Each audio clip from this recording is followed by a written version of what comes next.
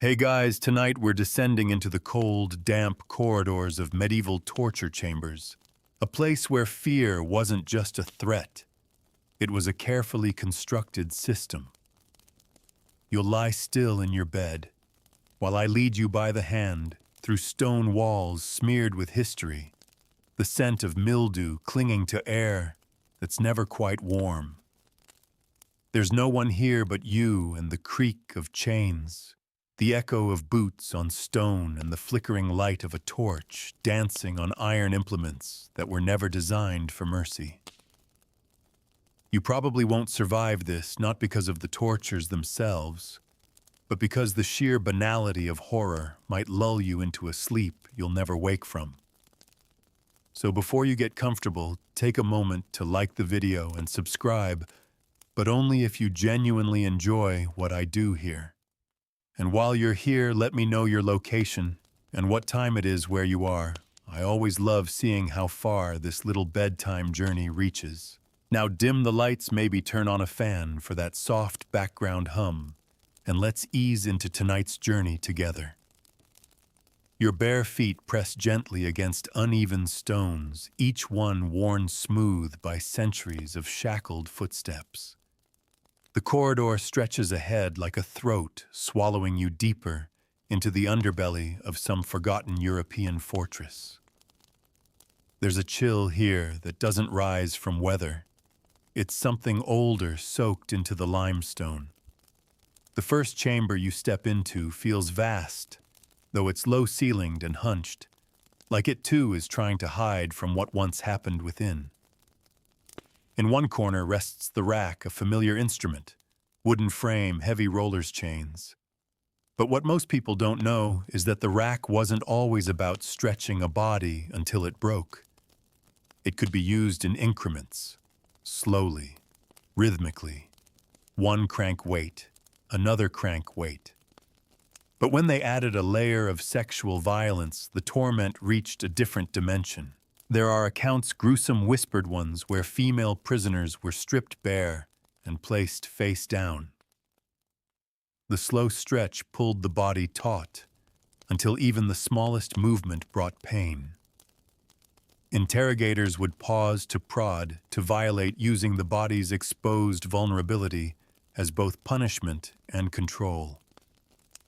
You're not here as a judge tonight, just an observer, just a dreamer floating above the horror. As your gaze adjusts to the chamber's shadows, you notice something odd. An iron frame bolted to the floor, shaped like a shallow X, no wider than a man's shoulders. This was the scavenger's daughter, the cruel twin of the rack. Instead of stretching, it compressed. Victims, especially women accused of adultery, witchcraft, or seduction, were folded so tight their blood vessels burst beneath their skin. And yet they were still kept conscious. One scribe in a monastic journal writes of a woman accused of seducing a nobleman's son. She was forced onto the scavenger's daughter, while stripped to the waist, her breasts crushed against her thighs as iron locked her in. Her torturer whispered hymns as he ratcheted the pressure, but each line was followed by questions, not about politics or treason, but about lovers, about secret rendezvous, about how her body reacted when touched. There was pleasure hidden in the cruelty, only not for her. Sexual torture in the medieval chambers wasn't just punishment. It was performance. It was theater. A display of dominance, of shame, of moral decay projected onto flesh. And the chambers were often designed for an audience. High windows, like slits, allowed the elite to look down unseen. You feel that now, don't you? Like something watches from above. You look but see no one. In the next chamber, there's straw strewn across the stone like an afterthought. And there, standing tall and wicked, is the pear of anguish. If you've never seen it, imagine a cold metallic flower closed at first, but capable of blooming wide. This device was inserted into the mouth, the rectum or the vagina depending on the accusation. Witches got it in the mouth. Homosexuals got it in the rear. Adulteresses, yes, only the women received it elsewhere. A priest once justified its use by quoting scripture. He said, "The flower that opens without God's blessing must be closed in fire." Then he would heat the pear in coals before use. These weren't men of impulse. They were ritualists. Every movement, every placement of hand or rod or branding iron was choreographed with the care of a sculptor. And yet, they believed themselves righteous. You pause near a low wooden bench. Its surface is stained. The grain is dark. On its side, carved in crude Latin, is the phrase, "I confess all that I am." It was a birthing bench repurposed. Once used by midwives to deliver life, it became a prop for sexual humiliation. Accused heretics, especially, women rumored to have copulated with demons, were restrained here, legs spread, while clerics probed them for marks. These were supposed to be physical signs of infernal congress, a mole, a birthmark, a freckle. But in truth, it was an excuse, a license. Some inquisitors documented every touch in elaborate journals detailing not just anatomy, but reaction. If the woman trembled, it was proof of sin. If she didn't, it was proof of possession. The chamber closes around you now. You feel the temperature drop. Further ahead, a small iron cage hangs from the ceiling by a thick chain. It's shaped like a human form, but narrower than a body could ever comfortably fit. Victims, often naked, were stuffed inside and hoisted into the air. Sometimes their genitals were left exposed. Guards were instructed to poke and jab with rods from below, allegedly to test for sensitivity. But everyone knew what it really meant. You hear the sound of dripping water somewhere in the distance. Steady, hypnotic. There was a practice known as forced chastity, but not the kind with belts and locks. No, this was psychological.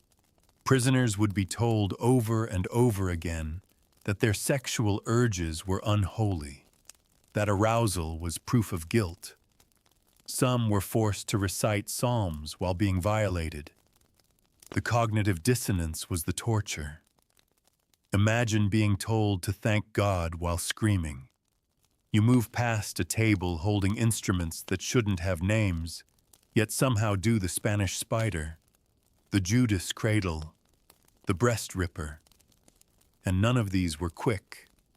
Their purpose wasn't execution. It was degradation. Now you notice the pattern, don't you? The pain was always laced with sexuality, especially when the accused was a woman. Torture was never just about breaking the body. It was about defiling it, claiming it, turning it into something so stained that even freedom would feel like exile. And just like that, you've reached a door with no handle, only a hole. It's barely large enough for your hand. You reach forward, slide your fingers in. The door clicks, opens. You step through the doorway and find yourself in a narrower corridor, this one lined with torches flickering in iron brackets, their flames barely illuminating the uneven stone. The walls here sweat. A thin film of moisture clings to everything, carrying with it the scent of something metallic, something unmistakably human. A scream echoes from somewhere far below, not fresh, not immediate, but embedded in the stone. The kind of echo that never fully leaves. You follow it, not with your feet, but with your attention, like a dog trailing scent. There's something calling from deeper inside. And when the passage widens, you see why. This chamber is different. Here the ceiling disappears into darkness.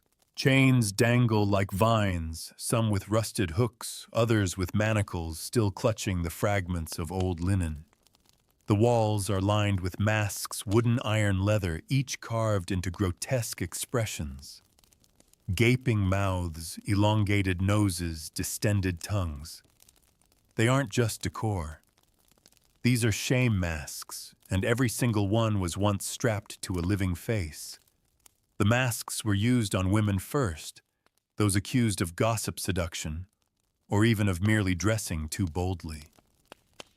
Imagine the cold leather forced against your face, the metal bar pressing against your tongue, keeping it extended and exposed.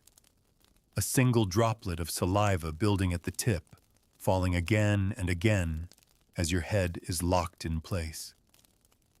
Now add a crowd. Men watching, some jeering, some silent. The humiliation was the point. One noblewoman accused of seducing a bishop was forced to wear the scold's bridle, a variation of the shame mask. But in her case, the device was modified. A metal phallus had been welded inside, pressed against her throat each time she tried to speak. She gagged and choked every time she dared to deny the accusations. Her silence became guilt. Her shame became spectacle. You glance toward the far end of the room where a raised platform stands. A stage essentially with steps carved into stone. Atop it is a device so deceptively simple it almost looks like furniture. A flat bench with two grooves, one near the top, another near the foot. It's the spanking horse. Don't laugh. Its name might sound mild, even childish, but in practice it was brutal. Victims, usually young women, were forced to straddle the narrow edge of the bench, their arms and legs stretched downward and bound. The position mimicked riding a horse, but with one cruel twist. A pointed ridge ran along the top, digging between the legs. Weights were then tied to the ankles, increasing pressure until the body began to split and bruise. But the torment wasn't over quickly. Guards would approach with rods, belts, and birch branches, striking the exposed thighs, buttocks, and inner legs. The goal was arousal. Not of the victim, but of the observers, those watching behind lattice walls or from elevated balconies. This wasn't punishment. It was entertainment for the twisted elite. You imagine them now robed, jeweled, drinking warm, spiced wine while a woman sobs her body betrayed by its own nerves. The publicity of these acts mattered. Medieval torture chambers weren't always private dungeons. Sometimes they were open secrets beneath cathedrals, behind cloisters, within the basements of castles, accessible by invitation only. Sexual torture in these cases was a kind of control mechanism, a message that the female body belonged not to itself, but to the will of the church, the state, the patriarch. You find your gaze drifting to the left, where iron rods lie resting against a stained cloth. These aren't branding irons. They're sounding rods. Thin, narrow metal implements used for invasive punishment. The practice was simple: insert, then strike. The pain wasn't instant. It was creeping, spreading, and always paired with psychological assault. Victims were told that this was cleansing, a way to purge the sin of lust from deep inside. One account written in a physician's notes details a 16-year-old girl accused of enticing a monk into ungodly temptation. She was taken beneath the abbey, stripped, and laid on cold stone. Her torturer, a man who believed himself to be righteous, inserted the rod into her urethra and left it there. Then he forced her to recite verses of purity while he knelt beside her weeping. He thought he was saving her soul. You take a step back from the memory, or perhaps it takes a step away from you. To your right, there's a small side room barely big enough for a bed. You duck in and find exactly that, a bed.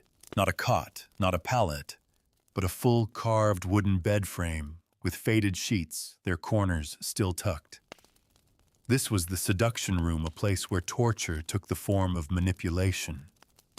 Women accused of leading men into sin were sometimes locked here for days, visited by monks or inquisitors, who would try to coax confession not with pain, but with persuasion. Except persuasion often came in the form of coercive sex.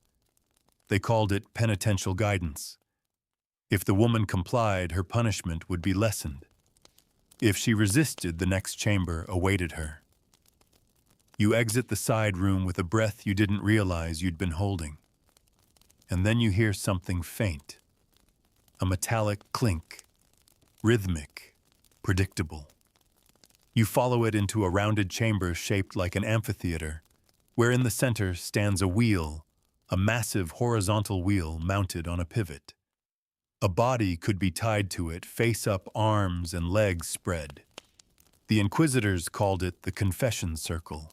But here's the twist. This wheel wasn't always used for breaking bones.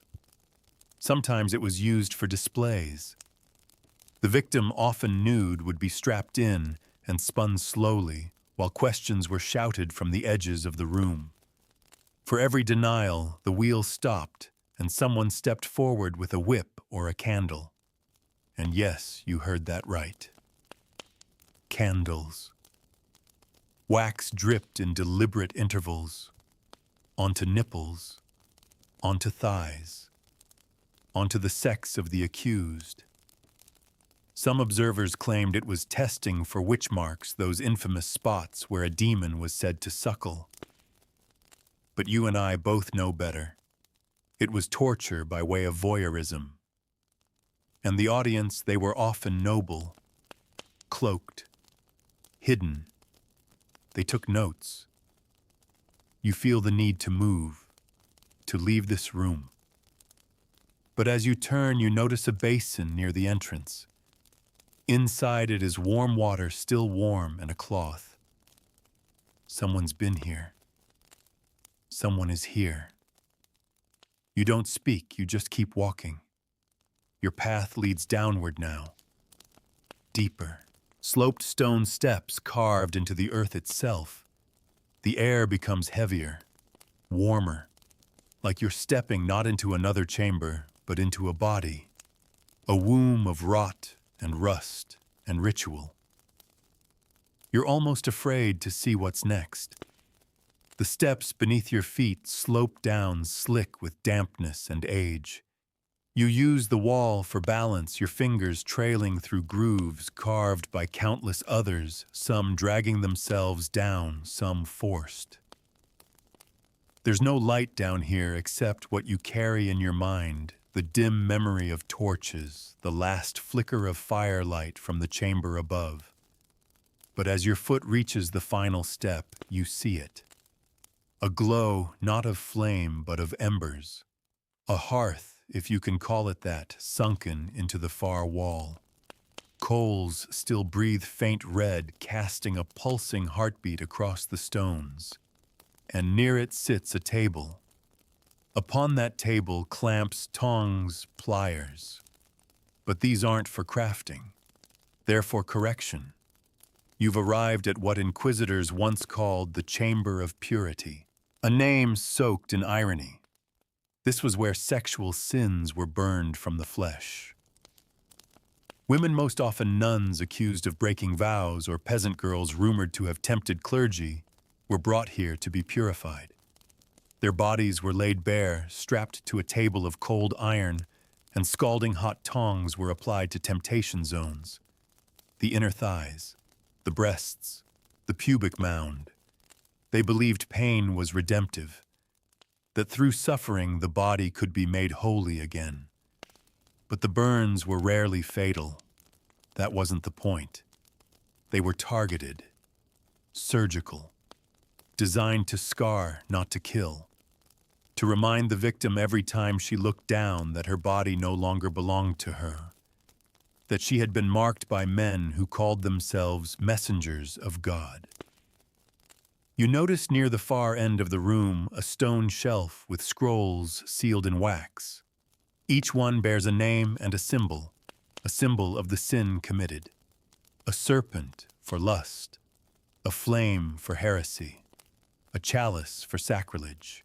Some scrolls are unopened, others broken, their contents long read and forgotten. You pull one open gently. It's a confession, but not written by the accused, written by the torturer. He details each session with methodical precision. The temperature of the iron, the location of application, the subject's response. But buried halfway through, his language shifts. He begins to describe the texture of her skin, the way her eyes flinched, but her body did not. He calls her resilient, then unyielding, and finally beautiful. You set the scroll down, and you understand now that this wasn't purification. It was fetish, a ritual dressed in theology. Behind you, a metal gate creaks open on its own. You're not alone here. You pass through it into a low tunnel, the ceiling arched and covered in soot. As you walk, the air becomes heavier, tinged with smoke and something else, something sweet and rotting. At the end of the tunnel, the space widens into a circular chamber. In its center, a statue. But this is no saint. It's a woman carved from stone, kneeling. Her head is bowed. Her arms are shackled above her wrists, tight with metal rings. The statue is life-size, anatomically correct, even detailed. Too detailed. You approach and see her lips are parted not in prayer, but in agony. This was the penitent maiden, but not just a statue, a mold. Women were forced to kneel beside it, mimic its position, and be locked into iron frames that matched the statue's posture. Their punishment was to remain motionless, still, obedient, for hours, days, sometimes longer. But it didn't stop there. In some cases, they were whipped if they faltered. In others, they were left as living statues in public chambers on display for passing clergy or noblemen. The symbolism was clear. Your only value was in stillness, submission, and shame. It's here that you notice another detail. Scattered around the base of the statue are coins, not offerings, wagers. You picture it now. Men placing bets on how long a girl would last without collapsing, without screaming, without wetting herself. And when she did, the winner collected not just coin, but the right to choose her next punishment. You move to the side wall where something glints, a cage, tall and narrow, just big enough for a person to stand upright. Its base is made of grating, below it coals. This was the heat box. The victim was locked in naked. A fire was lit below, not directly beneath the feet, but near enough to radiate upward. The floor grew hotter by the minute. But because the cage was so narrow, there was no room to move, no way to shift your weight. If you lifted one foot, the other seared. And the longer you stood, the worse it became. But the real horror, sometimes the fire wasn't beneath the feet at all. Sometimes it was moved to the front. And in those moments, guards would place a metal rod between the victim's legs, heated to unbearable levels. The only way to avoid it was to keep your hips pressed backward, straining muscles, cracking bones. And they were made to stand like that for hours. You see char marks on the cage's bars. Fingerprints scorched into the iron. The ghost of someone's last desperate attempt to pull away. A soft breeze brushes your face as another passage opens, not with a creak, but with a sigh. As if the chamber itself exhales, welcoming you deeper. You pass through into what feels like a burial crypt. Rows of stone beds line the walls, each one slightly elevated, each one bearing chains and iron loops. But these weren't coffins. They were preparation tables. This is where accused women were brought for pre-torture rituals. Their hair was shaved. Their bodies were inspected. Their genitals were washed, not gently, not kindly, but with icy water and bristled cloths. They were cleansed for judgment. And if a woman showed signs of arousal, that was considered proof of guilt. Even if it was just a bodily response, an involuntary flush, a tightening, a breath caught in the throat, it was documented, used as justification. She wanted it, they would say. Her body betrayed her, and so she must be punished harder. A rack near the corner holds scrolls of anatomy, crude drawings of female forms, with symbols drawn over sensitive areas. Crosses, daggers, crowns, each marking a spot of demonic temptation, each one a target for pain. You reach out, brush your fingers over one of the diagrams, and feel the paper crack beneath your touch. It's old, too old, but the ink remains. So do the sins, not of the women, of the men who built all this. Behind you, a soft thud. You turn. The statue of the penitent maiden has crumbled, but not from time, from something else. You don't look back. You walk. Down the next corridor, deeper still. The corridor narrows behind you as the stone walls press closer, like the architecture itself wants to keep you from leaving. The air thickens heavy with soot and musk, as if you're breathing through a woolen veil soaked in sweat. You run your fingers along the wall for balance and feel indentations, grooves really worn into the stone by hands that came before yours. Desperate hands, trembling hands, hands that reached blindly through darkness and found only more darkness. You finally arrive at a rounded chamber.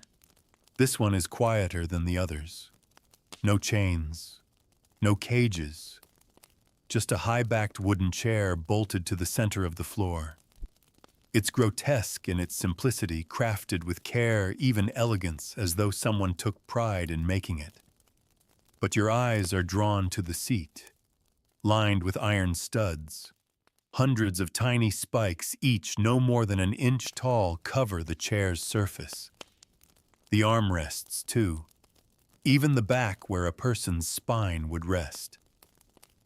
This is the Judas chair, though it has many names, the interrogator's throne, the virgin's regret. But you already know, it was never really about information. It was about making sitting the most basic posture of safety and ease into a punishment. And they didn't just place victims on it, they bound them there. Naked, limbs tied, breasts or genitals pressed directly against the cold, biting spikes. Sometimes hot coals were placed beneath the chair. Sometimes weights were added to the lap to intensify the punctures. But always the victim was left there long enough to bleed. Slowly, quietly. The wounds weren't meant to be fatal. They were meant to linger. And worse, some were left on the Judas chair, while clergy entered and whispered prayers into their ears. Words of salvation, of purity, of cleansing fire. Words designed to confuse, to mix pleasure with pain, ecstasy with agony. When a woman cried out in prayer, it was noted as a breakthrough. When she cried out in pain, it was noted as resistance. When she didn't cry out at all, they said the devil had her. You move past the chair and notice a rusted gate half concealed by a hanging cloth. You lift it, and behind it lies another staircase spiraling downward in tighter and tighter circles. The steps are slick with something you choose not to identify. The walls feel closer now, the air humid. When you reach the bottom, you hear it before you see it. Water, a drip, then another, then dozens. You've entered the well room. It's circular with a shallow pit in the center no deeper than your knees. In that pit, water collects slowly from the ceiling above. But not just rainwater. This was engineered. The monks and architects who designed this place added a weeping wall, a trick of engineering that allowed moisture to bleed through the rock at regular intervals. The accused were placed in the center, kneeling in the pit. Naked. Always naked.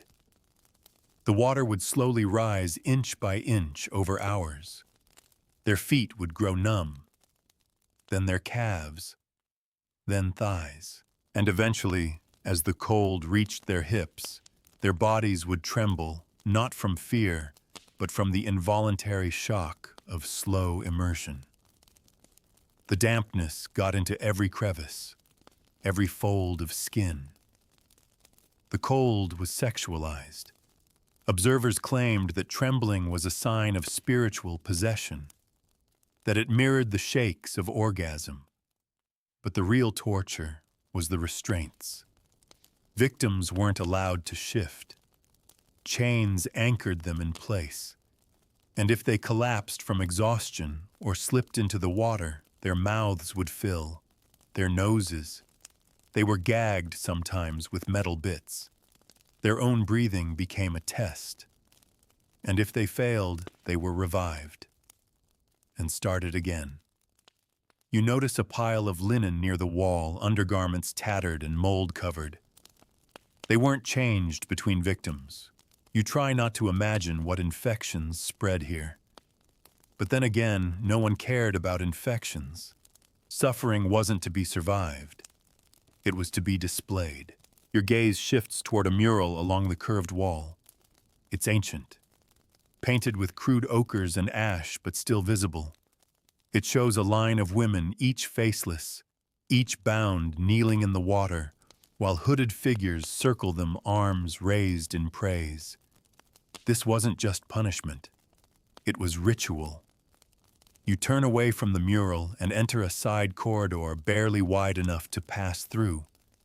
It winds sharply, the turns dizzying, until you arrive in a smaller chamber square, low-ceilinged with a rack hanging from the rafters. But this rack isn't made of rope or chain. It's made of hair. Braided strands of human hair collected and woven into cords strong enough to suspend weight. They were cut from victims before torture, after execution, or simply as offerings. This was the hanging room. Women were suspended by their own hair, twisted into nooses or tied to hooks.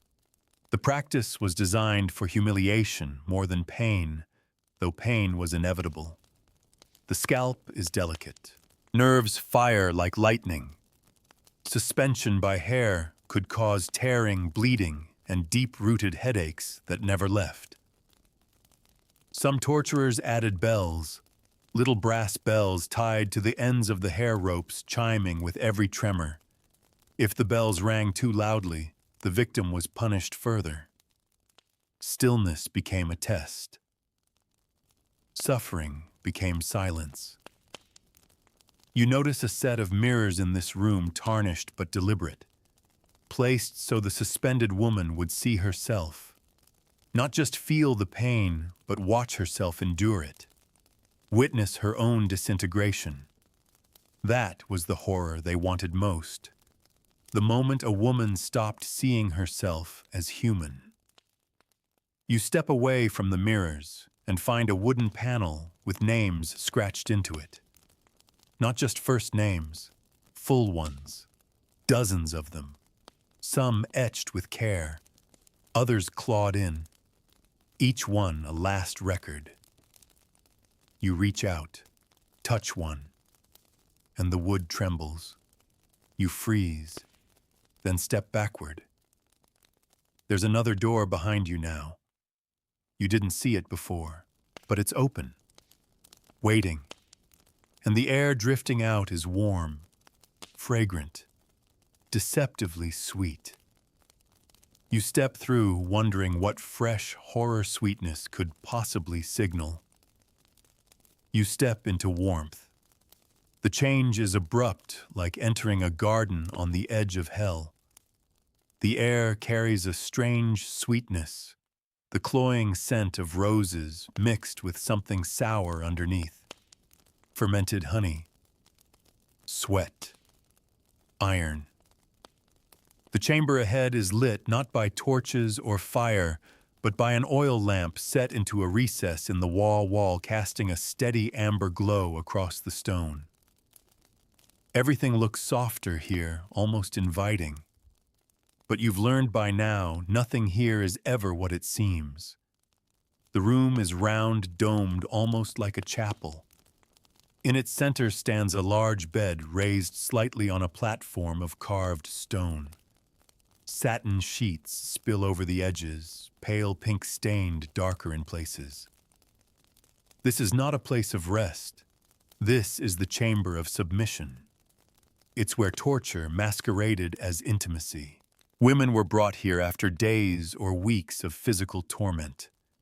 Starved, beaten, shaved. They were bathed not in kindness but in ritual. Warm oils were poured over their bodies, and their hair, if any remained, was perfumed. Their nails scrubbed, their skin made smooth, and then they were laid out. Not for healing, but for breaking in a different way. Interrogators would enter dressed not as torturers, but as confessors, robes flowing incense clinging to their garments. They would ask the same questions over and over again. But they wouldn't shout. They wouldn't whip. They would whisper. They would caress. And when a woman flinched or turned her face away, it was seen as resistance. She was then restrained, arms outstretched, legs tied at the ankles, and the process would begin again. There are journals written in a cipher known only to select inquisitors. Some have been decoded. One such journal speaks of a test of purity, wherein a woman is touched in progressively intimate ways while being forced to recite scripture. If her voice faltered, the priest noted it. If she cried out, it was seen as confirmation of lust. Even involuntary moans were considered evidence of demonic pleasure. It was the ultimate trap. Your body damned you no matter how your soul screamed. And when those accused finally confessed, whether from exhaustion or pain or the primal need to survive, they were said to have married the flame. A euphemism. But not for burning. No. That came later. You notice just beside the bed a small table of polished oak.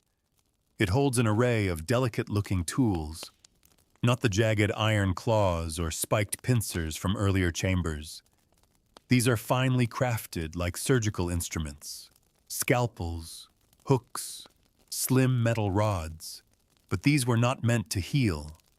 They were inserted into the flesh, into sensitive places, slowly, coldly, under the pretense of examination. They would say, "We are searching for the devil's kiss." The devil's kiss could be anything. A dark spot, a raised bump, a patch of numb skin. Women were violated under the guise of investigation. Their reactions were recorded. Not just the physical ones, but the emotional. Whether they blushed, whether they wept, whether they went still. If they begged, they were said to be bargaining with the demon inside them. If they laughed, they were accused of mocking God. If they remained silent, they were labeled unrepentant. Every path led back to pain. You move toward the far wall, where a curtain of fine silk hangs from ceiling to floor. Its softness unsettles you, too gentle for this place. You push it aside and find yourself in a small adjoining chamber. The viewing room. This was where noblemen and select clergy were invited to watch the rituals unfold. The wall between this room and the chamber of submission is pierced with thin slits, almost invisible from the bed, but perfectly angled for the viewer. Beside each slit, a quill and parchment. Observers were asked to take notes, and they did. Detailed ones. You read a few of the surviving pages. They describe in florid language the curve of a back arched in pain, the way oil ran down a breast, the way a woman tried to keep her knees together. One man noted the precise moment a tear slid down a cheek and dripped onto the sheets. None of these notes were used in trials. They were souvenirs. You want to leave? This room is more suffocating than the ones with racks and spikes. There's something deeper here.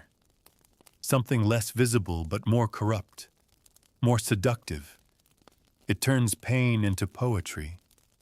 It dresses horror in ceremony. You exit the silk curtain and head toward a side tunnel that slopes downward, cool air rushing upward to meet you. Relief. A breath of cold clarity. The tunnel leads you into a low square room with rougher stone, unfinished almost. There are no torches, no candles, only natural light trickling in from above. A grate, an open vent, and beneath it a pit. The pit of penance. They didn't tie people here. They dropped them. Women who had endured the chamber of submission were sometimes deemed too far gone to be redeemed by normal means. They were thrown into the pit and left for days. Naked, bruised, bleeding. The floor was uneven and littered with sharp stones. There was no water, no food, just the open sky above and the occasional rainfall that brought brief, bitter relief. But worse than the physical suffering was what came at night. Voices. Some whispered through the grate. Others came from the cells built into the stone surrounding the pit. Other prisoners, mostly men who had gone mad. They called out to the women, described what they'd seen, promised salvation through sin, demanded submission through obedience. The women couldn't cover their ears, couldn't sleep, couldn't scream.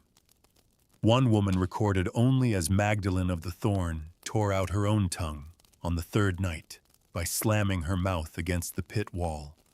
She died the next morning. Her body was left in the pit for 3 more days. You edge toward the side of the pit, peering in. You don't see bones, but you feel them, like they never left, like the air remembers. And just when you think there's no way deeper, you see a ladder, rusted, narrow. It leads downward still. You hesitate, but only for a moment. Then you climb. You grip the rusted ladder, each rung groaning beneath your weight as you descend into the pit's throat. The iron is slick with time, corroded, flaking, sharp at the edges. The deeper you go, the less sound reaches you from above. No birds, no breeze, not even the distant drip of water. Just your own breath and the metallic clink of iron as you climb. And then stone beneath your feet. You've reached the bottom. The darkness here is near total, but soon your eyes adjust to a faint shimmer. The walls reflect dim light, not from torches or flame, but from a phosphorescent lichen growing between the bricks. It casts a sickly green glow enough to reveal a narrow corridor sloping downward once more. You follow it, carefully. This place is older than the rest. Less architectural, more carved. The walls bear scratch marks, some deliberate, others wild. There are words here scratched in Latin and French in tongues you can't recognize. Silencio. Domina est mortua. One in crude English, I was her once.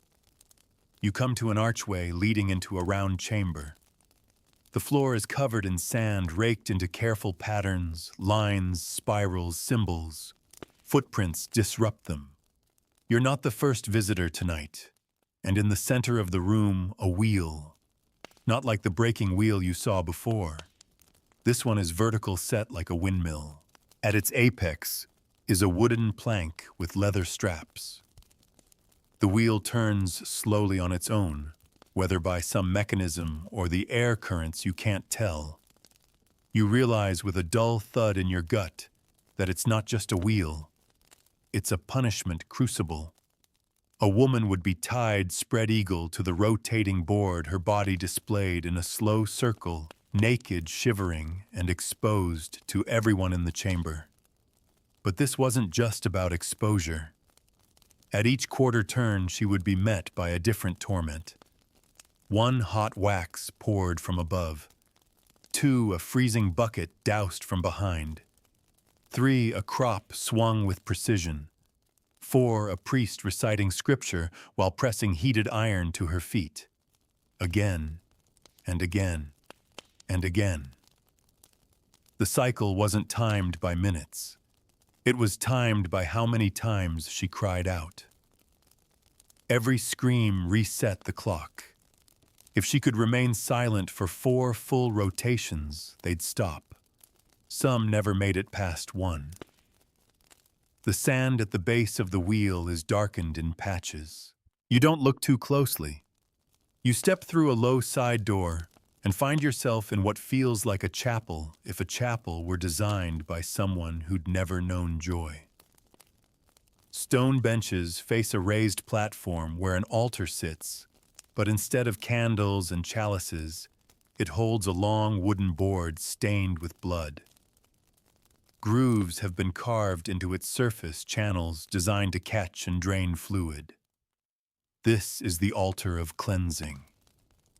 Women suspected of tempting holy men, whether through real encounters or imagined ones, were laid upon it. Their legs were bound, their arms tied above their heads, and then slowly, with the dull blade of a ceremonial knife, their skin was etched. Not to kill, but to mark. Symbols were carved into their inner thighs, over their bellies, across their breasts. Crosses, daggers, inverted stars. The message was always the same: you are not your own. Sometimes ash was rubbed into the cuts to blacken them, sometimes salt. Always it was done in silence. A witness stood nearby, a monk who recorded the process in sacred script, noting when a victim passed out, when she woke again, when she stopped crying. One such document lies crumpled beneath the altar, protected by the dry air. You open it with trembling fingers. Day 4, she no longer screams when I carve. I find myself troubled. My hand trembles. She looks at me like I am the sinner. You set it down and step away. The next hallway is tighter, narrower. The stone walls here feel wet to the touch, like you're walking through the lungs of something dead but still breathing. The air has changed. It smells not just of rot, but of incense, jasmine, clove. You follow it and find yourself in a chamber lit entirely by candles. Hundreds of them, their wax pooled and hardened across every surface like melted flesh. In the center is a figure, a mannequin, female, life-sized, covered in cloth but clearly shaped beneath. Her arms are raised in surrender, her head tilted to one side, her mouth slightly open. It's disturbingly lifelike. This was the training dummy. New torturers, young men being inducted into the inquisitorial ranks, were trained here. On this form. On how to hurt a woman just enough. How to pinch, to pierce, to prod, to slap, to strike without breaking the skin unless intended. They practiced techniques for confession, for degradation, for psychological warfare. Each motion rehearsed, perfected, then executed on real bodies. Above the mannequin, there's a mural, crude, smudged with smoke.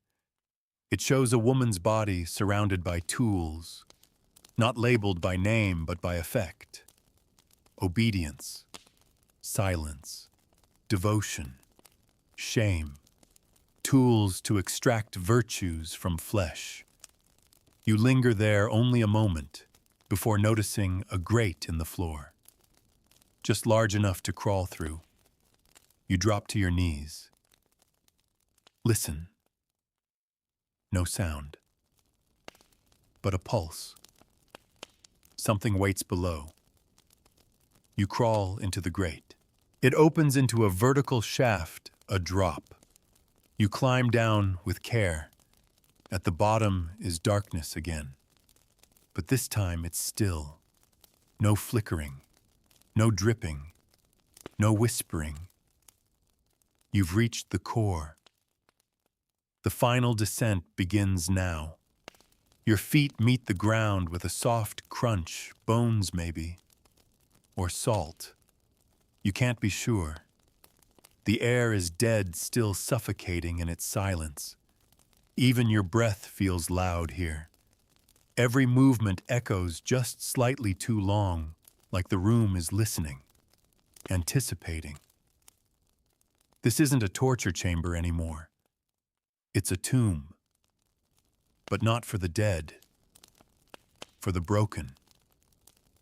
You've arrived at what the records, at least the ones that survived, called the womb of contrition, a space so secret that even some inquisitors denied its existence. This was the final stop, where shame was not merely extracted, but implanted, ritualized, sexualized, institutionalized. Your eyes begin to adjust. The chamber is circular, much wider than any before. The walls are covered in scripture. Real scripture, Latin verses from the Book of Revelation and the Song of Songs, but altered, twisted. Someone has taken sacred words and bent them around perverse imagery. You read, her thighs are pillars of judgment, her gates made wide for flame. Every phrase is designed to sound holy. Every one is an excuse. In the center of the chamber lies what looks like a cradle. Wooden, curved, but far too large for a child and lined with leather straps. This was the mother's bed, not a place of comfort, but of re-education. Women were strapped into it in fetal positions, knees to chest, arms bound behind, sometimes for hours, sometimes for days. A mouth bit was added to suppress sound, not for silence, but to protect the ears of the righteous. Torture was often delivered through stimulus hot coals placed nearby, the scent of burning hair wafting in. Or worse, recorded screams played on crude devices fashioned from hollowed flutes and bellows mimicking other women's cries. One device was known as the breath harp, a pipe inserted into the nostrils, forcing the victim to hum in pain every time she exhaled. If the sound ceased, she was beaten. If she screamed, the harp was removed and replaced with something worse. Silence was never an option. You move past the cradle and reach the next station, a tall iron column with curved arms. At the end of each arm hooks. This was the exaltation pillar. The accused were lifted by their wrists, hooked into place. Their feet dangled just above the ground, so close they could feel it, but never rest. The tension pulled at their shoulders, their backs, their inner thighs. Their entire body tensed with the strain of self-preservation. And then the confessor would approach. But not to whip, not to strike, to speak, to whisper, to ask questions about dreams, fantasies, sins not yet committed but merely thought. The torture here was intimate, psychological, spiritual. What did you feel when he touched you? Where do your thoughts go in the dark? How many times have you desired? Each answer brought a tightening of the hooks, or worse, a caress. One that lingered just long enough to make the punishment feel confusing. Misery was infused with shame, shame with arousal, arousal with guilt, and guilt was the point. Because guilt made you confess, and confession made them holy. You find yourself drawn to a small alcove near the wall, where dozens of wax figures sit, effigies lined in a perfect circle, each one the size of a child. Their faces are distorted, frozen mid-scream. Upon closer inspection, you realize they're not actually made of wax. They're made of tallow, human fat, harvested from the bodies of executed women. These were ghost children sculpted to haunt survivors. Women who confessed, truthfully or not, were sometimes forced to return to this chamber days later and kneel before the effigies reciting lullabies. They were told these were the spirits of the children they'd killed by choosing sin. And if they resisted the ritual, they were sent to the penitent's well. You see it now in the back corner of the room. A narrow shaft dug deep into the earth, lined with wooden rings for descending. Women were lowered inside and left for 48 hours. No light, no food, only a bucket at the bottom and the memory of the effigies above. One survivor wrote, "I began to sing to the dark. I thought if I rocked, I could pretend I was holding something. But the dark does not cry back. The dark only listens." Her name was never recorded, just her number. You move on. Another tunnel opens to your left, taking you into a more mechanical room. Ropes, pulleys, levers, wheels, all operated from a control station overlooking a pit. At the bottom, a table, steel, angled. This was the paradox frame. The accused was strapped to the table, again nude, always nude, and questioned under what the records called rotational stress. The table would be tilted incrementally, forcing blood toward or away from the brain. Sometimes the angle would cause unconsciousness, other times nausea. But the worst position was the inversion head, downward legs, elevated thighs spread by clamps. A device called the scribe's quill was then introduced. Not a pen. A rod. Inserted slowly, methodically. Not for injury, but for measurement. "How deep is her sin?" the interrogator would say. "Let us read it in her body." And someone always was there to record the answer. Their notes are still found in forgotten archives, buried in sealed folders marked Testimonium Deliri, the testimony of madness. You pause now, your hand brushing the cold stone of the wall. It's almost too much. Not just the pain, but the intent behind it. How every chamber, every ritual, every scream was engineered. This wasn't sadism for pleasure. It was sadism for power. To rewrite reality. To make the victim doubt her body, her memory, her very self.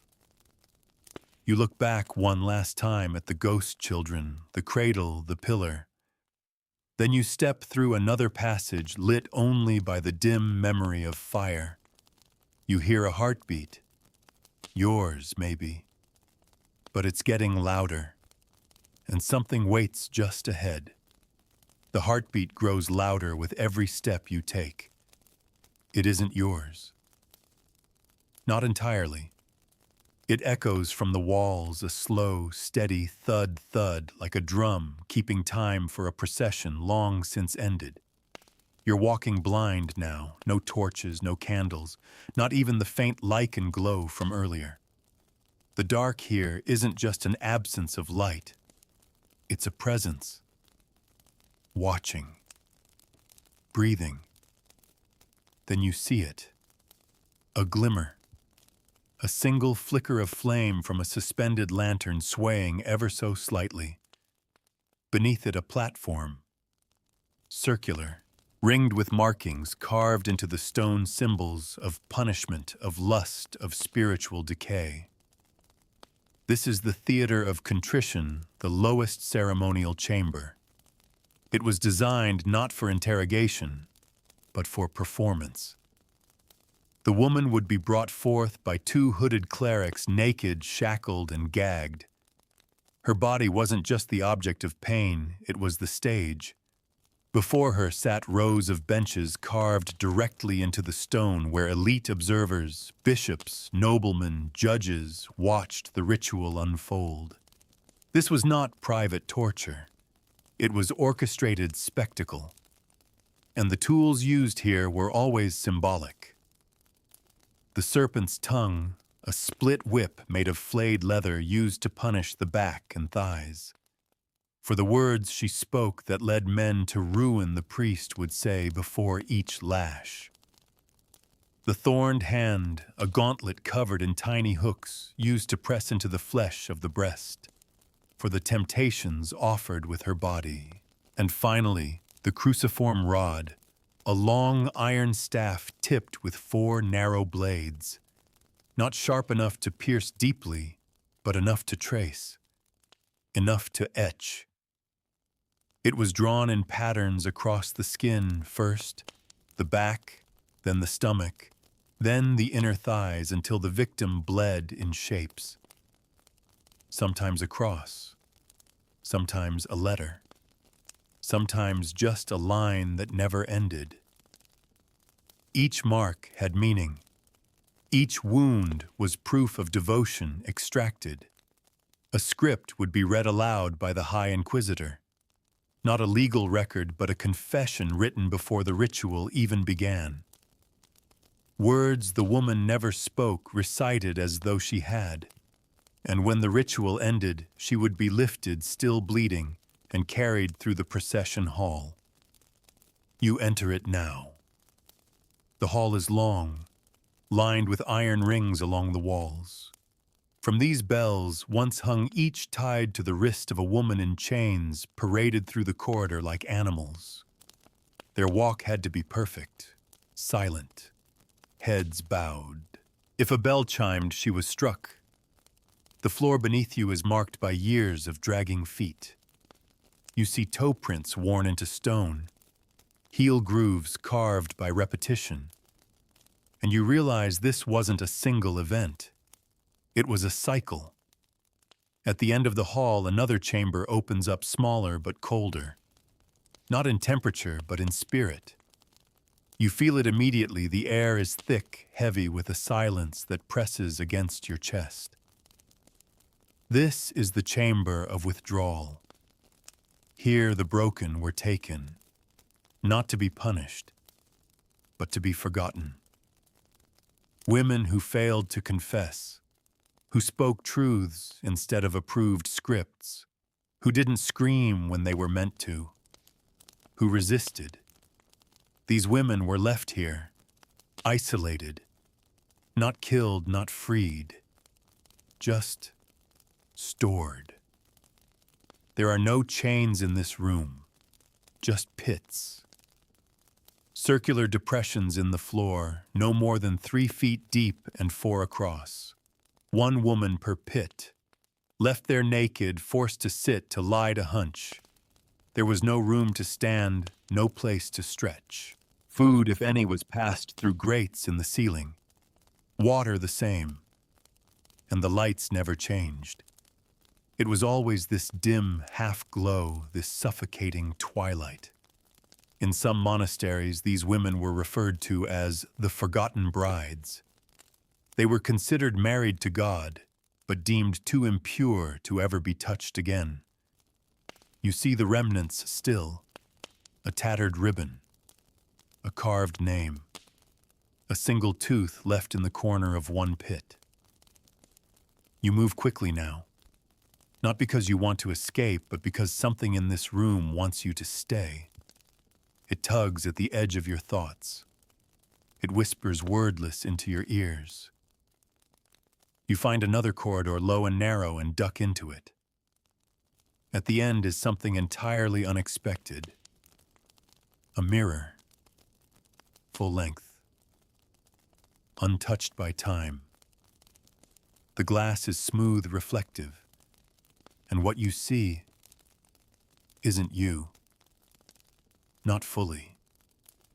You see a woman, naked, shackled, bleeding. You blink and she becomes you. You blink again and she's gone. This is the reckoning mirror, the final stage of ritual punishment. Women were forced to stand before it after their confession, after their torture, and recite their faults aloud, watching themselves speak. Some would scream, others would cry, but most would go quiet. Because for many, this was the first time they'd seen themselves since before the torment began.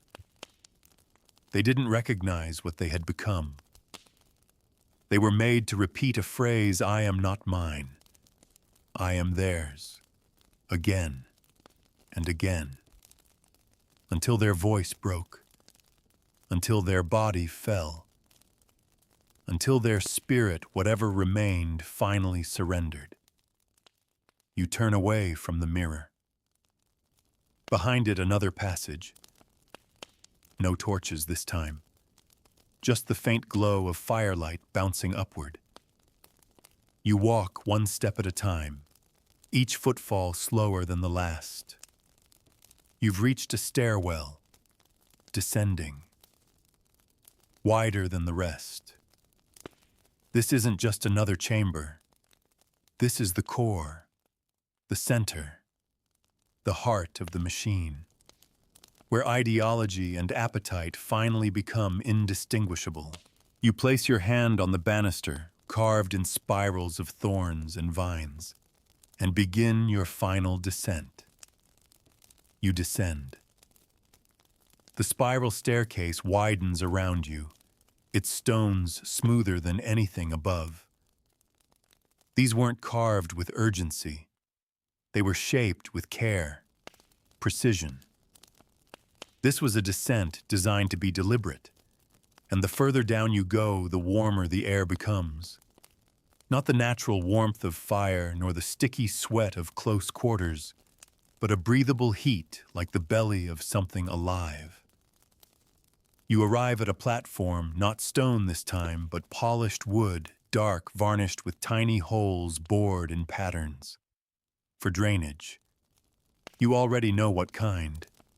This is the sacrificial chamber, but not for death, for identity. The walls here are adorned with velvet hangings, dark burgundy embroidered with gold.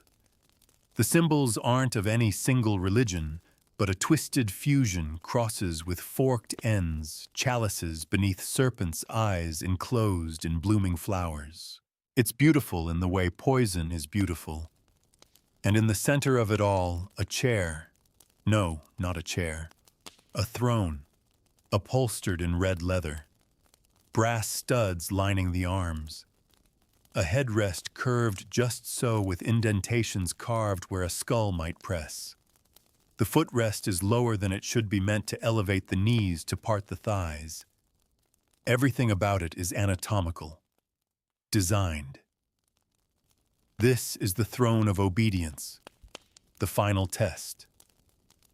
Women brought here were not interrogated. They were not beaten. They were not screamed at. They were spoken to. The inquisitor, always hooded, would approach with a book, not a holy one, a ledger, full of testimonies, some true, most written in advance. The woman would be told to read aloud the story written under her name, even if it wasn't hers, even if it had never happened. Rape, adultery, carnal deviance. She would read every word, and the interrogator would correct her gently when her voice trembled, when she paused, when she sobbed. She had to say it perfectly, because if she did, the ritual would end, and if she didn't, she would be touched, not with pain, not with force, with calm, with ritual, with the slow, gloved hand of someone pretending to comfort. And she would be told, "Feel nothing," or "It means it's true." But of course she felt. The body responds. It always does. Whether to terror, humiliation, arousal, it doesn't matter. The result was the same. They called it confirmation, not of guilt, but of corruption beyond recovery. Behind the throne is a panel carved with the image of a tree roots knotted around naked bodies, its trunk a column of faces all weeping. In place of leaves, hands, reaching, grasping, giving, taking. This panel swings open with a groan, revealing a chamber smaller than any before. Cramped, circular. The garden room. That's what they called it in the records that survived. Because this was where they planted obedience. The floor is soft soil, not stone. Real earth, dark and damp, laid out in shallow beds like grave plots. And placed across the room are wooden stakes, each tied with a leather loop at its peak. The women were brought here and stripped and mounted. Not in the way you're imagining. They were bound, upright legs folded beneath them, arms tied behind their backs, necks, secured by the leather loops, a posture of submission. Then their faces were covered, and seeds were scattered over their backs. Wheat, rye, poppies. Water poured over them, and they were left sometimes for days to sprout growth, literal or not. Observers came and walked among them as if in a garden, reflecting on how long obedience could be sustained. If a woman fainted, she was labeled blighted. If she trembled, infested. If she endured in silence, fertile. It was metaphor turned method. And when it was over, they were washed, not to cleanse, but to erase. There are records of what they called the unbirthing. The women were submerged in warm water, held by attendants, and gently rocked. Their eyes were covered, their mouths silenced with cloth. The water wasn't deep enough to drown, but just deep enough to forget. The goal wasn't to kill them. It was to reset them. Many were released after this phase, set free. But they didn't return to the world as women. They returned as ghosts, bodies that flinched at light, at breath, at touch. Some took vows of silence. Others wandered towns, whispering names that no one knew. One survivor wrote, "I left with my skin intact, but everything beneath it was taken apart and put back wrong." You stand in the garden room now, staring at the stakes, the soil. You don't know how long it's been since anyone stood here, but you know they're still here. Not the women, the watchers, the ones who made this place. Their presence clings to the walls, to the ropes, to the earth. And then you notice something new. The door behind you, the one through which you came, is gone. In its place, another passage, lined with mirrors, dozens. You step forward and see yourself, again and again and again, but slightly different each time. In one, your eyes are blacked out. In another, your lips sewn. In the next, you're smiling. It's not real. It's not you. It's what they want to make you. The corridor stretches ahead. You know there's more. You wish there wasn't. But you walk anyway. Because the next chamber, that's where the soul unravels. You walk, but the mirrors walk with you. Every step forward, they echo with 1,000 reflections. Some taller, some twisted, some thinner or broader. None quite match. These aren't distortions of your body, they're distortions of yourself, of what this place would make you become. The corridor ends at an archway shaped like a gaping mouth. Carved in stone, its lips cracked and pitted with time. Inscribed along its edge are the words, Et erit corpus tuum scriptura, and your body shall be the scripture. You step through, and the world closes behind you. This is the chamber of the living text. Unlike the others, there are no instruments on the walls here. No chains, no altars, no cages. Just a single stone slab in the center of the room, lit from above by a single beam of white light filtering through a carved dome. It's clean, serene even. That's what makes it worse. This is where doctrine was written on skin. Women accused of theological crimes or of spreading ideas outside the sanctioned canon were brought here not to confess, but to become the message. They were stripped and strapped flat to the slab, their limbs secured at cardinal points north, south, east, west. The body itself became a compass, a page, a vessel.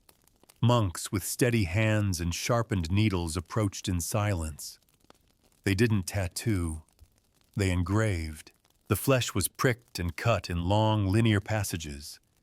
Verses selected to overwrite whatever the woman had believed or spoken. Psalms across the chest. Commandments along the ribs. Creedals around the thighs. But the centerpiece, the most sacred, was always the stomach. Because the stomach was the womb. And the womb, they believed, was the original source of sin. They would etch prayers of sterilization into the soft skin below the navel. Not to heal, but to curse. Some women lost the ability to bear children, not from damage, but from infection. Others were intentionally maimed afterward, their bodies declared barren for the Lord. One account, preserved in a hidden monastery near Laon, describes a woman called Sister Avila. She was found writing alternate translations of the Song of Songs, ones that emphasized female pleasure and spiritual ecstasy. They laid her on the slab, engraved her with proverbs. When she resisted, they reopened the cuts and salted them, not to kill her, but to sanctify the wound. She lived another 5 years, never spoke again. The slab remains in the center of the chamber, still stained. You don't touch it. You can't. You move instead to the wall behind it, where a curtain hangs not of cloth, but of linked chainmail, cold and heavy, woven in fine mesh. You part it carefully, and beyond lies a vault. The Whispering Vault. So named because the voices never leave. This was where the women were taken after their final confessions. Not to be executed, not to be freed, but to be archived. Each wall bears niches carved like bookshelves, and inside each is a mask. A death mask molded from the face of a woman who completed the ritual. Their names engraved beneath in crude Latin. Not a single one marked with a surname. Only the crime.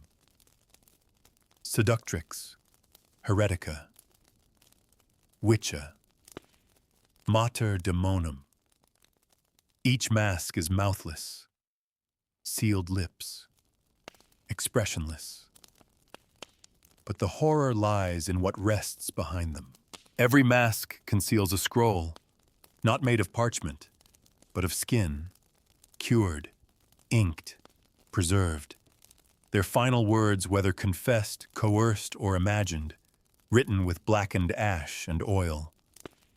These scrolls of surrender were passed between inquisitors as guides, templates, examples of what a complete reformation looked like. You read one, and you wish you hadn't. My soul is ash. My womb is closed. My voice has lied, but my body has learned. Let me belong to silence now and never wake. You close the scroll, return the mask, and the whispering begins.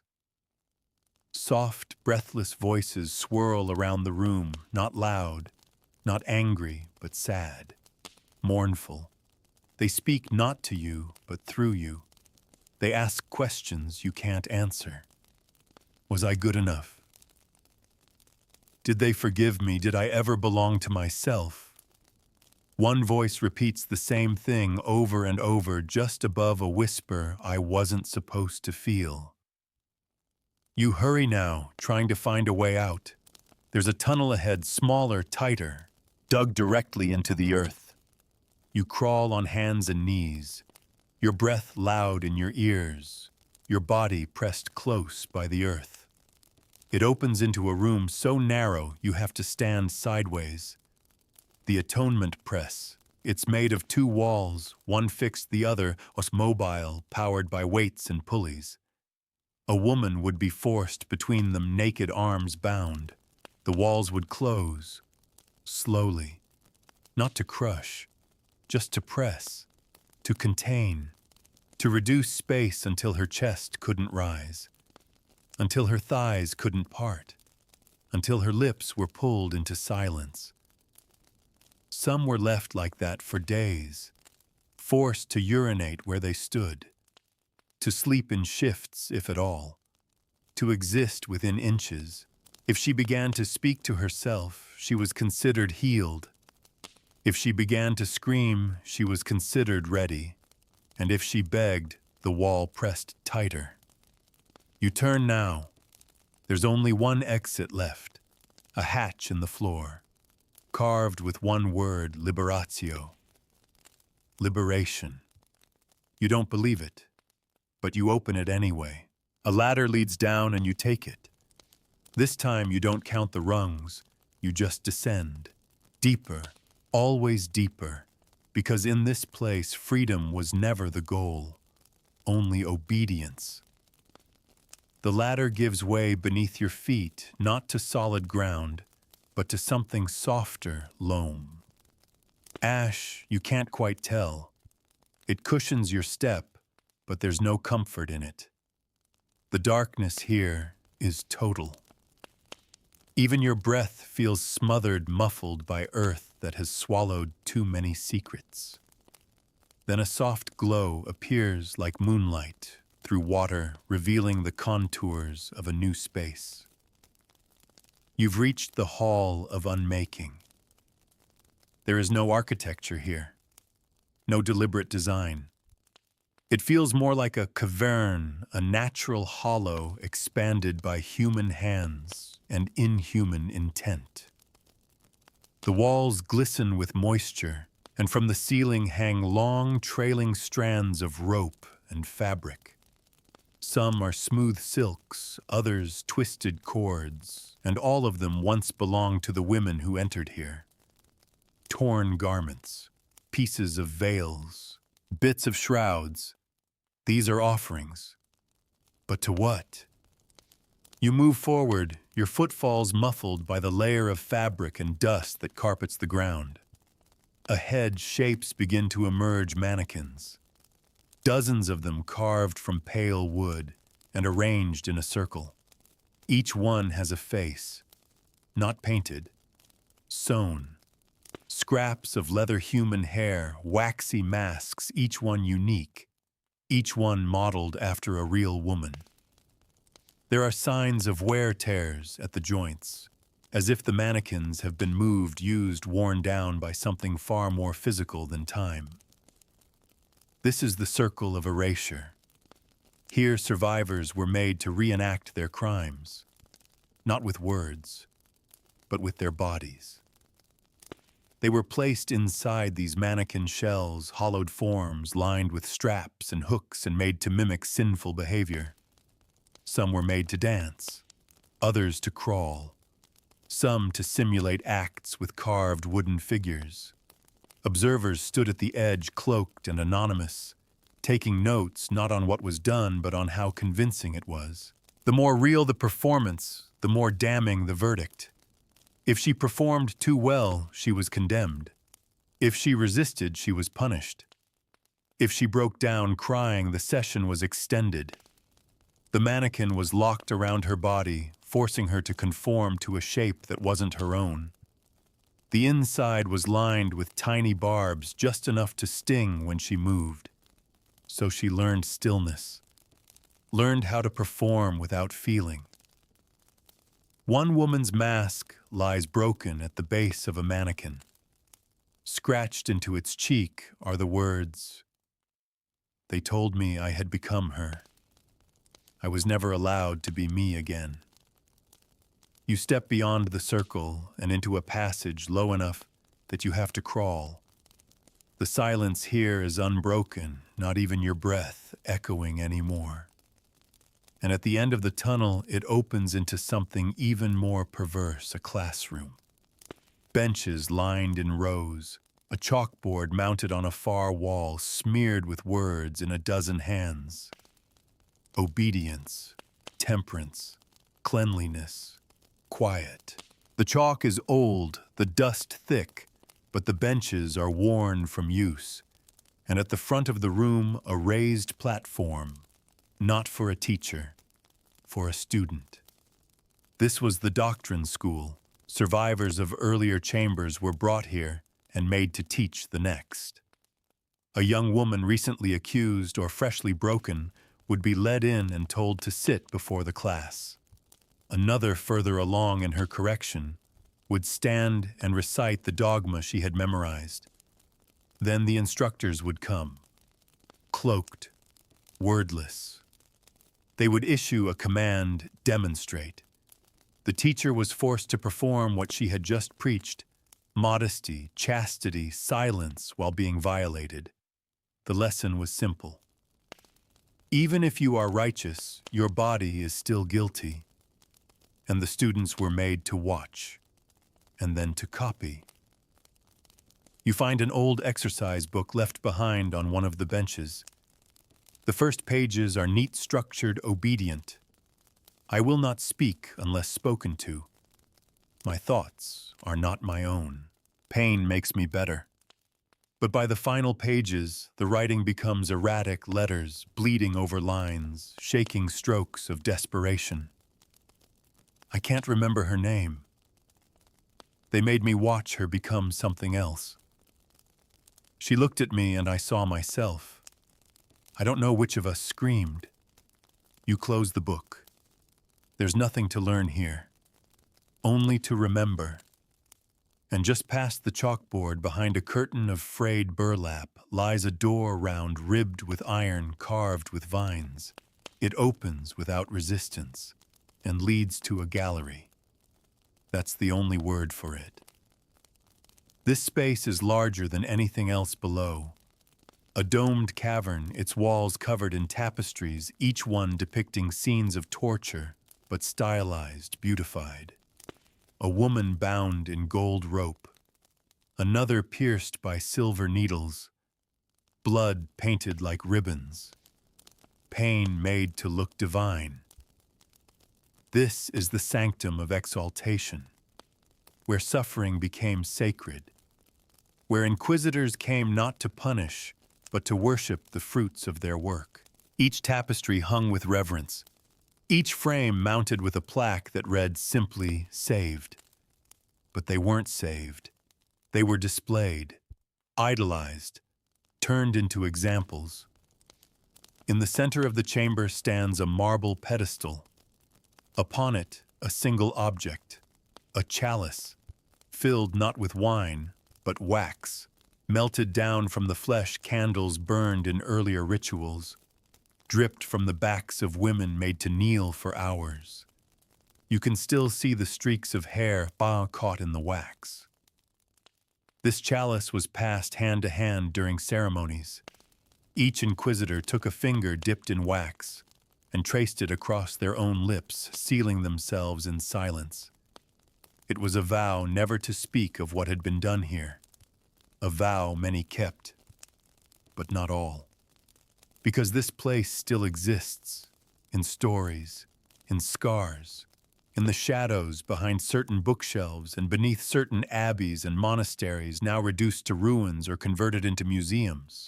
They say if you're quiet enough, truly quiet, you can still hear the chanting. Blessed are the broken, holy are the used, and behind you a door swings open. You didn't see it before, but you must walk through it now, because there's one chamber left, not for pain, not for punishment, but for choice, and it's waiting. The door creaks open, and for the first time in what feels like forever, the air that greets you is cool, clean almost. No damp rot, no smoke, no perfume masquerading as piety, just air plain and untouched.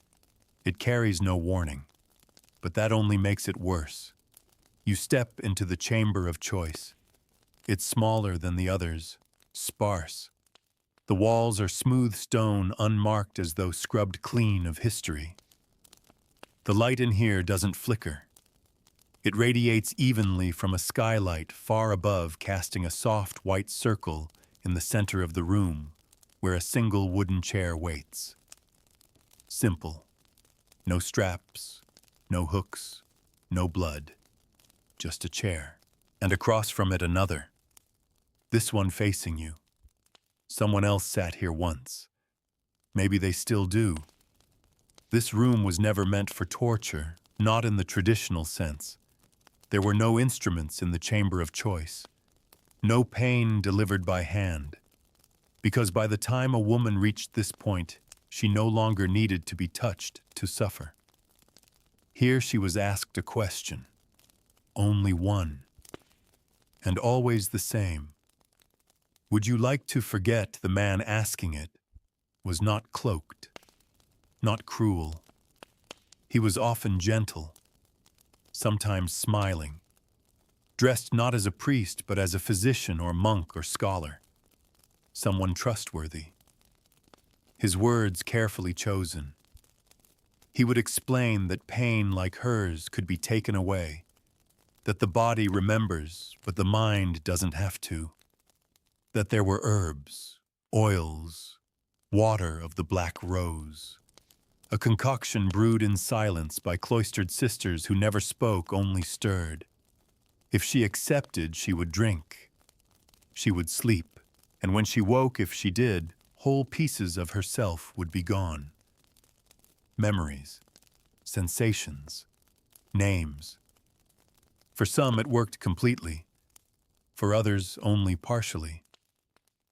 But that didn't matter, because forgetting was the final sacrament. And if she said no, then she was given the other option. A vial, clear, cold, with enough tincture to stop the heart. Peacefully, they said. Lovingly. One woman refused both. She sat in the chair for 3 days. On the 4th, she was taken without ceremony, without rite, back to the beginning. Back through the chambers, made to watch as others were broken, others confessed, others bled. She became a mirror, and eventually she chose. No record says which one. You look down at the chair now.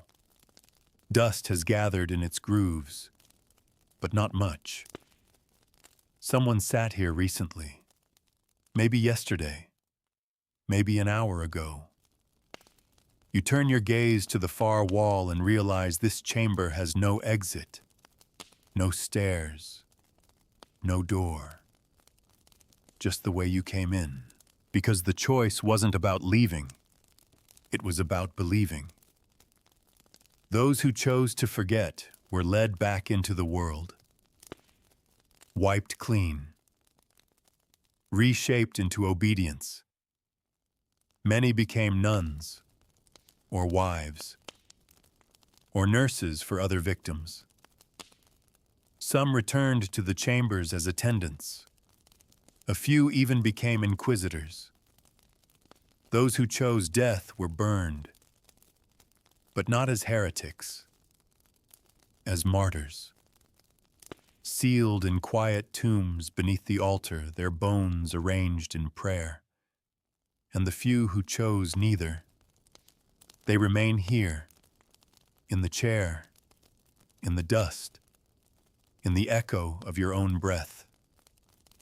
You glance around and feel it, the weight of decisions made in silence, the pressure of nothingness, the moment where all torment ceases but peace still refuses to come.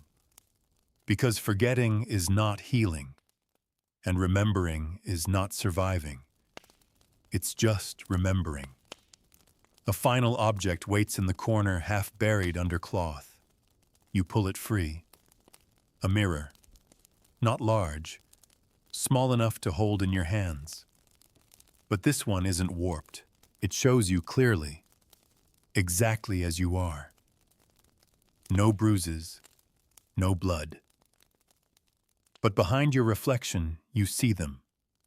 All of them. The women who walked these corridors, the ones who cried out, who fought, who went silent. They're not shadows, not ghosts. They're watching, not for help, not for pity, but for acknowledgement. You set the mirror down, and something shifts. A section of the wall behind you slides open, revealing stairs upward. You take them, not quickly, but step by step. Your legs ache. Your breath catches. But there's air now, the kind you forgot existed. Wind. Real wind, carrying leaves and soil and night. The stairs end at a wooden door. It opens without touch. And there at last is the sky. Black, silent, infinite. You step outside and feel dirt beneath your feet. Real earth, cool, alive. And you know now the chambers didn't disappear. They were buried. And still somewhere below they breathe, waiting for the next story, the next confession. The night air embraces you, but it doesn't bring comfort. Not yet. The scent of moss and old soil clings to your skin, as if the earth itself is trying to pull you back.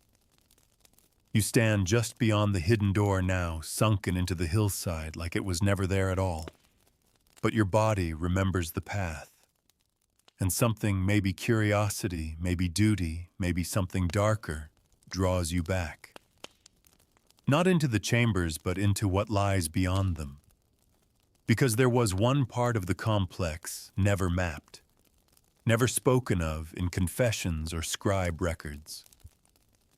The retreat. You find its entrance behind a crumbling chapel long overtaken by ivy. The stones beneath your feet shift and groan as you descend again, yes, again, into a forgotten wing. But the path is different this time. Narrow but clean. Walls polished with oil, no stains, no blood, no symbols of faith or power, just simplicity. This is where the unrecorded rituals took place. What happened here was never written, but that doesn't mean it wasn't felt. The first room is small bare, a single mattress on the floor. Straw stuffed into linen damp and stiff. You recognize this place not by sight, but by sensation. It's a recovery cell, not recovery as you or I might know it. This was where women were taken after they'd confessed. Everything bled, everything surrendered, everything except compliance. They didn't break, and so they were isolated, not to heal, but to learn. Above the mattress, etched into the wall with shaking fingers, are the words, "If I say yes, they'll stop. If I say no, they'll keep going. If I say nothing, I disappear." You move on. The next room is slightly larger. It smells of herbs, lavender, sage, crushed mint, and for a moment you think it might be gentle, a place of mercy. But then you see the bowls, dozens of them, pewter and ceramic, each filled with pastes, oils, salves. This is the anointment room. It's where the body was prepared for service. Women who endured, who didn't die or disappear, were washed here by hand, by attendants, by the same clergy who hurt them before. Their skin was rubbed until raw, their mouths rinsed with vinegar and honey, their genitals cleansed with salt water or nettle tea. It was a spiritual sanitization, to make them holy again, to wipe away the mess of pain and turn them into symbols. Because what the church feared most was not sin. It was the sinner who survived it. You press forward, sickened by the realization that this room wasn't even considered a punishment. It was called a mercy. The corridor splits here. Two paths. One leads upward. The other slopes deeper downward again. And of course, you follow the descent. The stairs become narrower, more natural, less like something built and more like something grown. You arrive in the room of silence. It's entirely circular and empty. No furnishings, no markings, no blood, no light, but what leaks through cracks above. This is where women sat, not tied, not restrained, but forbidden. From speaking, from standing, from remembering. They were brought here after their transformation, after their mind was rewritten, their body renamed. They were placed in the center and left there often for days, told only this: if you speak, the ritual is undone. If you move, your suffering is wasted. If you remember, you are reborn in pain.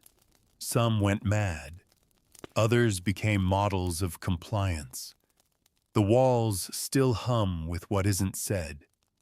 You kneel at the center of the room just for a moment, and it's like every breath you take doesn't belong to you. Like you're borrowing space in someone else's skin. You rise, knees aching, and find a hidden exit behind the curved wall. One final hallway. Its floor is carpeted in velvet red, turned black with age. Its walls are lined not with stone, but with portraits, oil paintings carefully framed. Each one of a woman, serene, silent, eyes closed, head bowed, each bearing the title Domina Obedientia, mistresses of obedience. These were the women who not only endured the chambers but embraced them, became their champions, their keepers. They returned not as victims but as instruments, reformed, revered, recruited. They taught the next generation, supervised the rituals, wrote new scripts for the chamber of choice. Their names are lost, but their images remain.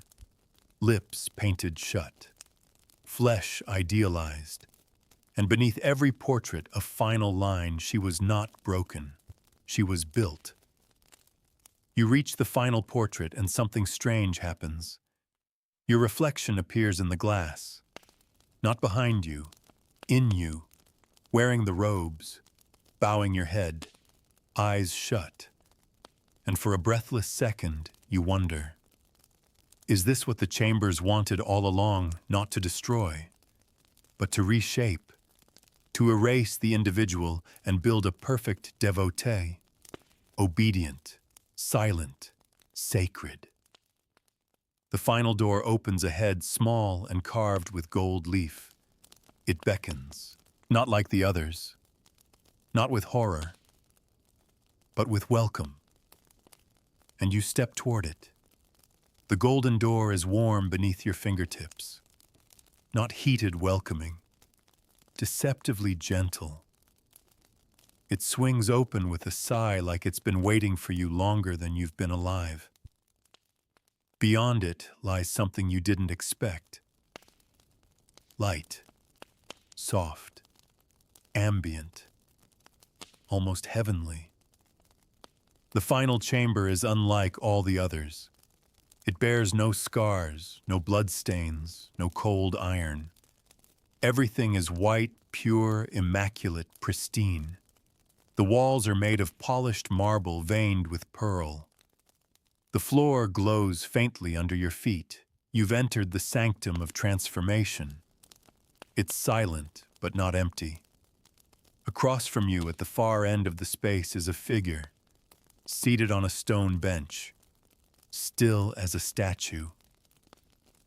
But you know she's real. A woman. She wears nothing. Her body is marked, but not with bruises. Her skin is tattooed head to toe with scripture floral vines winding symbols of obedience and sacred servitude. Her eyes are closed, her lips sewn. She is the final product. This is what they were building. You approach slowly, unsure whether she's alive. But as you get closer, you notice her breathing. Shallow, rhythmic, controlled. Every inhale calculated, every exhale sanctified. She doesn't acknowledge you. She doesn't need to. Because you're not the first to find her, and you won't be the last. You sit across from her on a second bench, identical in shape. Etched into the seat are the words, Vera puritas fit post dolorem. True purity comes after pain. Behind her, a basin of water sits on a pedestal, crystal clear, reflective. You rise drawn to it, not by force, by instinct. You peer inside, but you don't see your reflection. You see her. Not the woman on the bench, not the inquisitors, not the priestesses or the victims. You see you as they would make you, your mouth stitched with golden thread, your eyes hollowed with humility, your hand bound in prayer, and behind you, a shadow figure standing tall, draped in silk and scripture. No face, only the outline of power. You step back, and behind you now stands a curtain red velvet, identical to the ones used in confessions, in trials, in the rituals that masqueraded as mercy. The curtain ripples as if someone has just passed through it. You follow, and emerge into what looks like a chapel, but not for prayer, for coronation. At the center stands a dais with 3 steps. Upon it, a wooden platform wide enough for one person to kneel. The ceiling above it forms a dome of etched glass depicting saints and martyrs, only all of them are women. All with hands folded, all with scars. A cloaked figure appears at the edge of the chamber, then another, then 3 more. They surround the dais, wordless, statuesque, and then one speaks. Not in rage, not in command, but in invitation. Will you kneel? You hesitate. You know what happens next. You've seen the steps, heard the voices, read the testimonies. You know kneeling is not a gesture of surrender. It is a ritual of rebirth. They will not bind you, not physically, because obedience is not obedience when forced. It must be offered. And so you step forward, because that's what they're waiting for. You stand before the dais. The glass saints above seem to glow brighter, their eyes wide, their mouths open, not screaming, singing.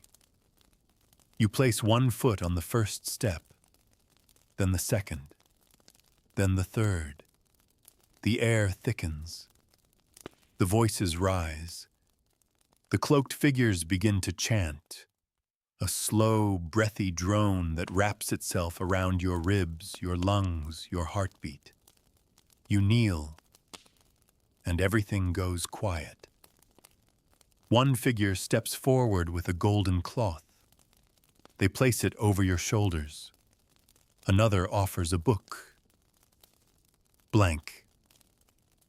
You are meant to write your new name, your new story, your testimony. But the quill is dry, the ink made of memory. You reach for it, and then everything changes. The floor beneath you vanishes. The marble shatters. The glass saints fall. You're no longer kneeling. You're falling. Through fire, through water, through ash, through every scream that's ever been silenced. You land not with impact, but with acceptance. And when you rise, you're in the first chamber again. Stone, cold, chains on the wall. Only this time they're open, and the door ahead waits. You know where it leads, but you also know now. The torture was never meant to kill you.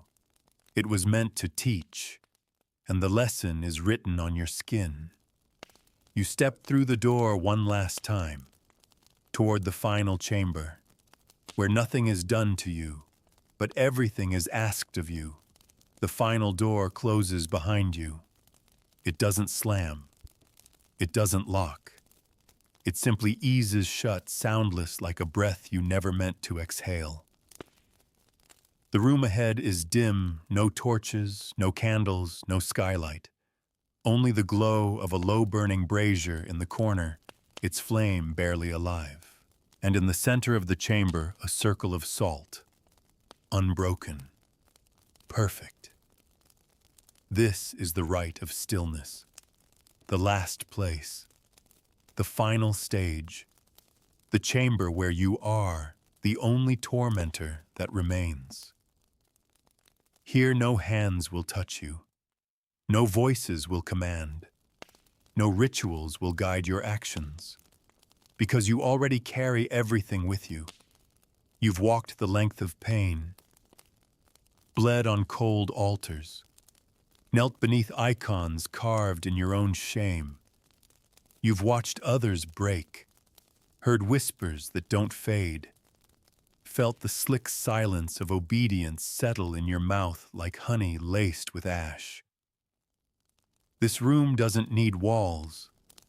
It is the wall. The last barrier between you and everything they've made you into. You step into the salt circle and feel the shift. Time folds, not forward, not back, but inward. Suddenly you see them all again, not as ghosts, not as victims, as mirrors.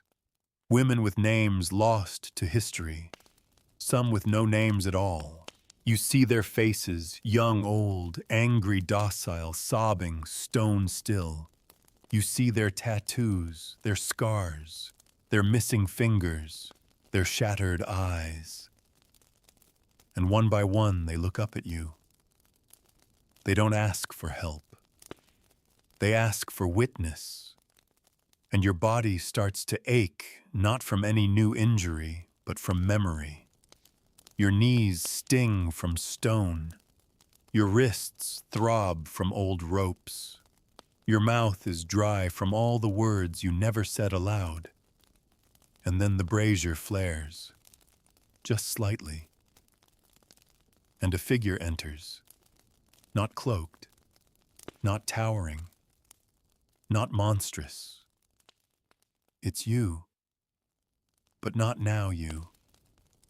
The version of you who came in, before the chambers, before the choice, before the scream that echoed into silence. She kneels before you in the salt circle and looks up. No tears, only question. You lean closer, and she asks, "Did I survive?" And how do you answer? Do you say yes? Do you lie?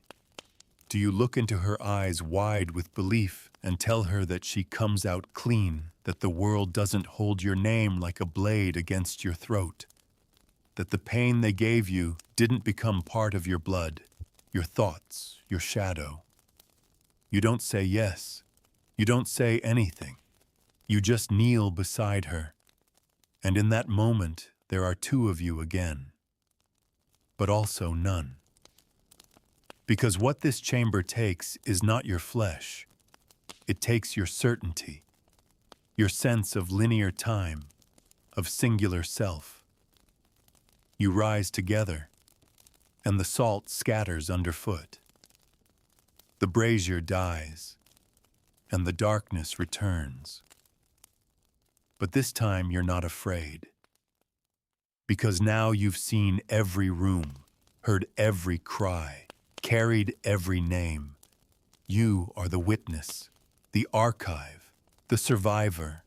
And as the exit appears before you, simple, wooden, unguarded, you understand what it was all for. Not truth, not justice, but control. The chambers were never built to save. They were built to shape. And now they have.